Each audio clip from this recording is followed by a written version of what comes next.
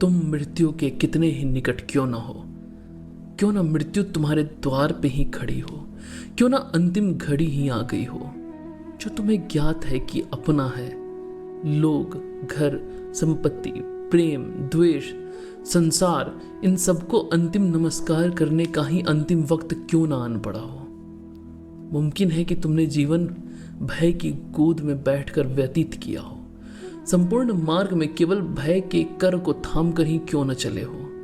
कभी अपने प्रेम से बिछड़ जाने का भय, तो कभी धन के बिखर जाने का भय, कभी अपनों के अपनीयता से रिक्त हो जाने का भय, तो कभी प्रसिद्धि कमतर हो जाने के पश्चात प्रभाव के निर्जीव हो जाने का भय। ऐसे अनगिनत बार तुम क्यों न भयभीत हुए हो। जीवन के रस को अपने अंदर समाहित करने के स्थान पर तुमने क्यों न केवल मृत्यु के भय का ही रसपान किया हो।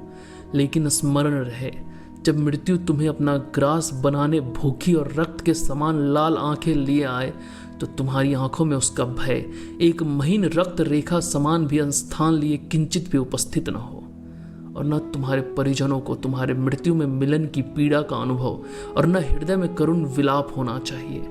असल मायने में मृत्यु से मिल जाना, उसका तुम्हारा ग्रास बना लेने के उपरांत भी विजय तुम्हारी होगी, और तुम्हें ग्रास बना लेने के पश्चात भी मृत्यु पराजय के बोझ से दबी और कुचली होगी। उसकी गरिमा न्यूनतम प्रकाशवान ही होगी, जबकि तुम्हारा धरा पर पड़ा चैतन्य विहीन शरीर भी गौरव की लालिमा से रक्त रंग प्रकाशित होगा। मृत्यु को स्वीकार क्या है, वह इच्छित किन परिस्थितियों के लिए है। साफ शब्दों में कहूं तो वह चाहती क्या है।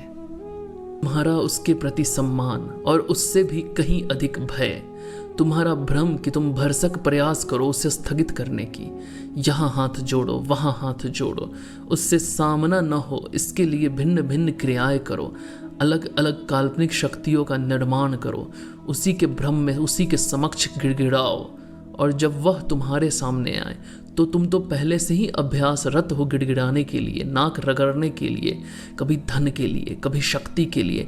अरे तुम तो बुद्धि तक के लिए भीख मांगते हो। बुद्धि के लिए भीख मांगना ही केवल पर्याप्त सबूत है कि तुम्हारे भाल के अंदर न कभी बुद्धिमता का जन्म हुआ, न भविष्य में जन्म होने का रत्ती भर भी योग है। यही तो मृत्यु चाहती है, तुम्हारा घुटनों के बल हाथ जोड़कर गिड़गिड़ाना, भय के आतंक से आतंकित चेहरा, तुम्हारे स्वजनों की करुण चित्कार, अरे ठहर जाओ, यही तो भोजन है उसका।